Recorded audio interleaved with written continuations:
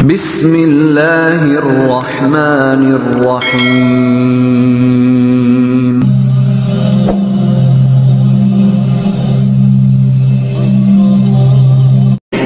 Sholat tahajud itu, ayah bunda sayang, bapak ibu sekalian, sholat yang bisa mengantarkan kemuliaan bagi seorang manusia.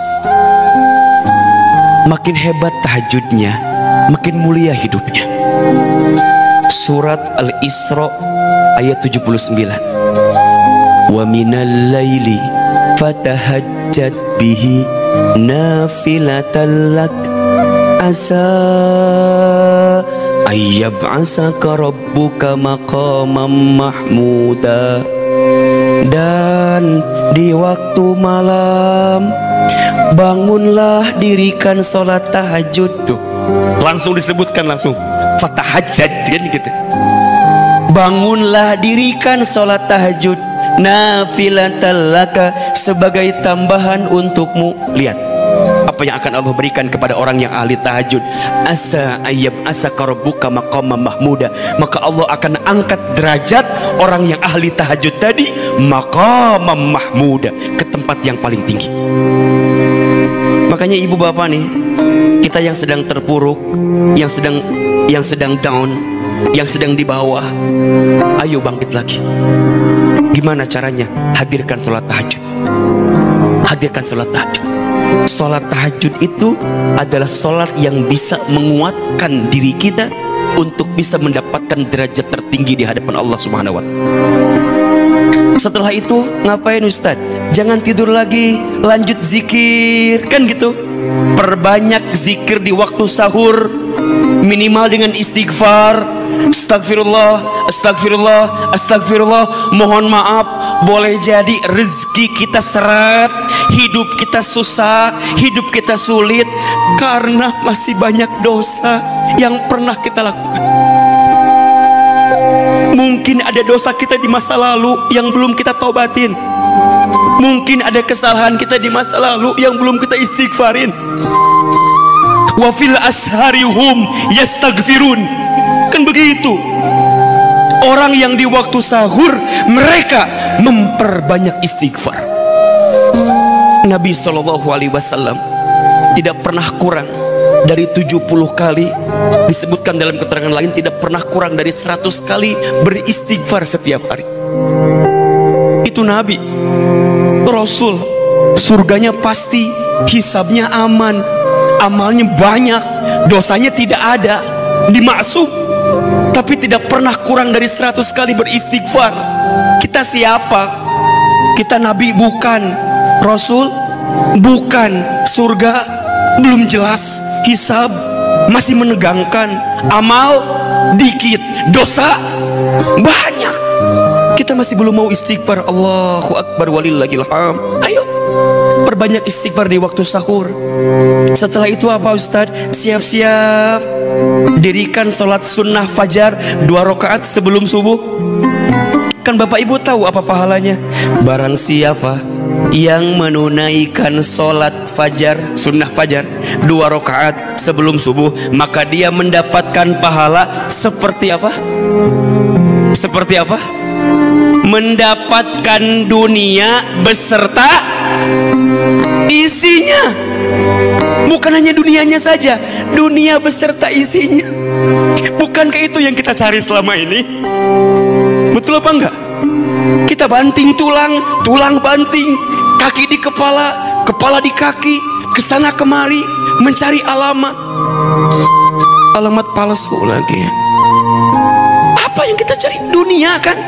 Ya Rob, kata Nabi itu jelas. Orang yang sholat 2 rakaat sunnah fajar sebelum subuh dapetin dunia beserta isinya. Terus gimana Ustadz? Setelah itu subuh berjamaah ke masjid. Barang siapa yang sholat subuh berjamaah di masjid, maka di hari itu dia mendapatkan zimmatillah, penjagaan dari Allah.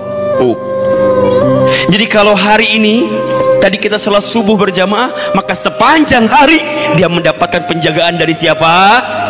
Allah, kalau Allah udah jaga kita, kelar hidup kita, enak, nyaman. Allah jaga kita. Mau ada yang nipu kita, mau ada yang zolim sama kita, mau ada yang ambil hak kita, kalau Allah yang sudah jaga gimana? Allah jamin kita, aman hidup kita. Kemudian ngapain lagi Ustadz? Lanjut, nggak pulang dulu, dia duduk di masjid. Barang siapa yang sholat subuh berjamaah di masjid, summa qa'ada, kemudian dia duduk, ngapain? Zikir, muhasabah, baca Quran, taklim, kajian di masjid. Sampai kapan Ustadz? Sampai datangnya waktu syuruk. Setelah itu kemudian dia sholat 2 rakaat, maka dia mendapatkan pahala apa? Haji umrah sempurna. Kemudian Ustadz, infak sodakoh, infak pagi, sedekah subuh. Almarhum guru kita Allahu yarham Syekh Ali sering bilang, sedekah subuh. Ustadz, apa pahalanya? Ya Rob, perhatikan hadis berikut ini ya, untuk kita agar terbiasa sedekah subuh. Ma min yaumin tusbihul ibadu illa malakan yanzilani. Tidak ada di setiap hari seorang hamba kecuali di setiap pagi ada 2 malaikat yang turun kepadanya. Berapa malaikat? 2. Jadi setiap pagi ada 2 malaikat yang turun.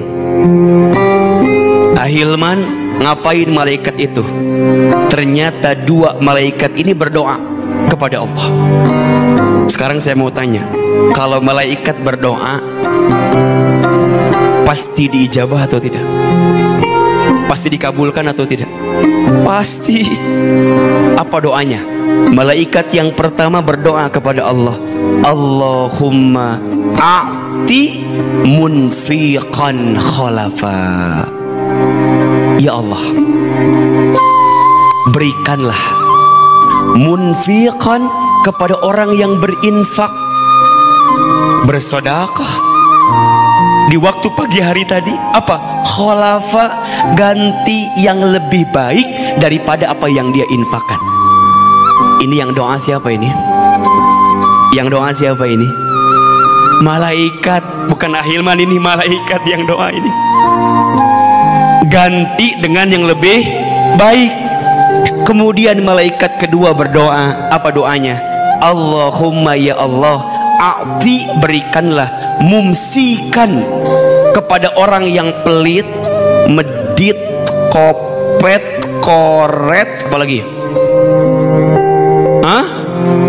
Merek GHC, cap jahe, buntut kasir, medit betul. Apa? Talafa, binasakan dia dengan apa yang dia miliki. Apalagi Nabi juga berdoa di waktu pagi. Apa doa Nabi? Allahumma barik li ummati fi bukuriha. Ya Allah, berkahilah umatku di pagi harinya. Malaikat berdoa, Nabi berdoa, Allahu Akbar, tembus, mustajab. Dan itu adanya kapan? Di pagi hari. Makanya orang tua kita dulu ya suka bilang gini, jangan bangun kesiangan, nanti rizkinya dipatok. Tuh yang ngambil ayam kan, bukan toko sebelah ya. Ayam. Ngapain lagi Ustadz? Baru ikhtiar, jalan, ayo siap-siap, bismillah. Yang kantor berangkat ke kantor. Ya, yang dagang siapin lapaknya, bismillah. Awalnya kita udah nyiapin ikhtiar langitnya dulu kan. Coba dari tahajud, istighfar, sholat fajar 2 rakaat sebelum subuh, sholat subuh, kemudian isyraq, kemudian infak sodako. Masa sih rizkinya nggak ada? Ya nggak? Kemudian apa? Duha, sholat duha. Barang siapa yang tidak meninggalkan 4 rakaat sholat duha di pagi hari, maka Allah akan cukupkan kebutuhannya. Cukup kebutuhannya. Kita nggak usah minta banyak lah, minta cukup aja. Betul? Mau bangun rumah, cukup. Renovasi rumah, cukup. Ganti mobil cukup, nambah kendaraan cukup, beli ruko cukup, haji umroh cukup, nikah lagi tidak cukup. Jangan. Cukup, minta yang cukup. Kan itu yang kita minta sama Allah, betul nggak? Karena banyak orang yang berlimpah tapi nggak cukup hatinya. Banyak orang yang punya segalanya tapi nggak cukup. Tapi ada orang yang mungkin dikit-dikit aja, gajinya nggak gede Ustadz, tapi cukup gitu. Allahu Akbar. Coba saya mau tanya ibu bapak, tolong jawab, pilih mana? Kaya gelisah, miskin tenang. Saya tahu jawabannya, saya tahu ya. Yang ketiga jawabannya ya. Kaya. Kalau boleh milih ini mah ya, mungkin kita nggak usah minta yang banyak-banyak, tapi tenang, cukup, itu kebahagiaan. Maka ayo duha, jangan sampai lupa sholat duha itu. Kalau mau kita sempurnakan 12 rakaat kan, barang siapa yang sholat duha 2 rakaat, maka kelak dia dibangunkan istana di mana? Di surga. Makanya dalam duha kita sering doakan setelah duha apa? Allahumma inna duha'a duha'uka wal baha'a baha'uka wal jamala jamaluka wal quwwata quwwatuka wal qudrata qudratuka wal ismata ismatuka. Lanjut doanya.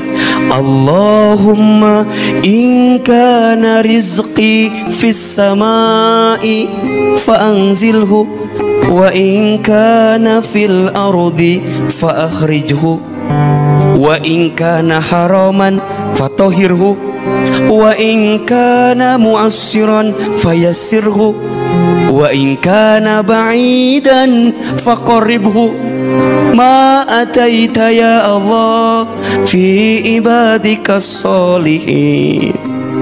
Ya Allah, jika rizkiku masih di langit, maka turunkanlah.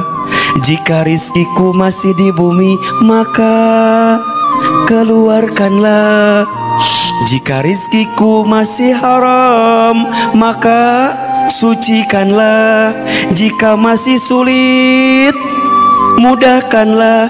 Jika masih jauh, dekatkanlah. Ya Allah, berikan kami rizki sebagaimana Engkau berikan kepada hambamu yang soleh. Nikmat apa enggak? Nikmat apa enggak? Ayo, rizki itu harus dijemput. Makanya punten mohon maaf ya, Ahilman tuh paling kesel sama orang yang bikin status akan indah pada waktunya. Tapi gawe henteu cicing we. Statusnya naon? Akan indah pada waktunya. Statusnya akan indah pada waktunya. Tahajud malas, subuh kesiangan, duha nggak mau, zuhur kelewatan, asar kesorean, maghrib di perjalanan, isya ketiduran. Statusnya akan indah pada waktunya. Ye, indah yang mana keles? Yang paling kesel lagi, udah mah ikhtiar langitnya enggak, ikhtiar buminya juga enggak. Bangunnya kesiangan, suruh kerja nggak mau, milih-milih kerjaan. Ayah bunda sayang, kondisi saat ini membutuhkan kita ya, mengistirahatkan otak, menghidupkan hati katanya. Iya nggak? Sekarang kan serba nggak nentu pak, betul nggak sih? Dipikir pakai logika makin nggak nyambung. Jadi gimana? Kita butuh kedekatan dengan Allah yang kuat pak, beneran, beneran. Doa kita harus makin kenceng bu sekarang mah, betul apa enggak? Ya, amal kita harus makin banyak pak. Ini bentuk kita ngundang rizki Allah tuh datang ke kita gitu loh. Kita ngandelin usaha kita semata, capek yang ada pak. Capek nggak kira-kira? Capek, iya kan? Ngandelin strategi A, B, C, D, stres pak, stres. Kita butuh strategi langit kayaknya sekarang itu. Ya, Allah yang bisa menggerakkan semuanya ini. Kan kita jelas yakin kan, yang ngasih rizki siapa? Yang ngasih rizki siapa? Yang ngatur rizki kita siapa? Yang menghidupkan siapa? Yang mematikan siapa? Allah. Maka catatannya adalah jangan sampai ikhtiar kita menjemput rizki melupakan kita kepada Allah sang maha pemberi rizki, gitu loh maksudnya. Jelas? Jangan sampai kesibukan kita menjemput rizki membuat kita lupa dan lalai kepada Allah sang maha pemberi rizki. Contoh ya, sholat aja Pak, sholat aja. Ini pesan dari Ahilman ya. Bapak ibu, ayah bunda jamaah, jangan sampai meninggalkan sholat ya. Sholat itu indikator kebaikan seseorang. Makin baik sholatnya, baik semua amal. Dan sholat itu adalah amalan yang akan dihisab ketika nanti hari kiamat pertama kali. Inna awwala ma yuhasabu bihil abdu yaumal qiyamah as-sholat. Sesungguhnya perkara pertama yang akan dihisab ketika nanti hari kiamat adalah sholat. Jika benar sholatnya, benar semua amalnya. Jika buruk sholatnya, buruk seluruh amalnya. Termasuk Bapak Ibu, sholat itu indikator kebaikan rezeki kita. Sholatnya benar, rizkinya lancar dah. Buka surat Toha ayat 132. Surat apa? Toha ayat berapa? 132. Kata Allah, wa'mur ahlaka bis sholat, dan perintahkanlah keluargamu untuk sholat. Wastobir alaiha, dan bersabar-sabarlah dalam sholat itu. Apa kata Allah?